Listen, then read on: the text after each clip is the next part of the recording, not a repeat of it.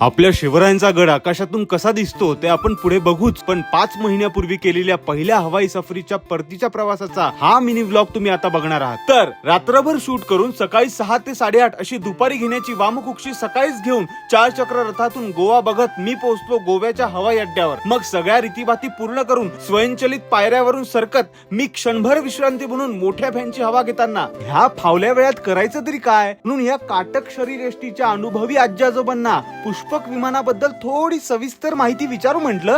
ते एवढ्यात हवाई सुंदरीचं बोलावणं आलं. मग लक्ष्मी रमण गोविंदा म्हणून क्षणार्धात उडण खटोल्याने गगन भरारी घेताच नयनचक्षू समवेत दोन्ही कर्णयुगल एकाच वेळीस बंद झाली आणि लाल परीच्या मोठ्या खिडकीची सवय असलेल्या ह्या जीवाच्या दोन्ही बुबुळांची त्रेधा तिरपीट उडाली. तितक्यात माझ्या जाणत्या राजाचं वैभव अवकाशातून बघताना ऊर भरून आला आणि पवित्र भारत देशातल्या महाराष्ट्रात जन्म मिळाला म्हणून श्री लक्ष्मी व्यंकटेशाचे मनोमन आभार मानताच या अनोळखी आजोबांचा आशीर्वाद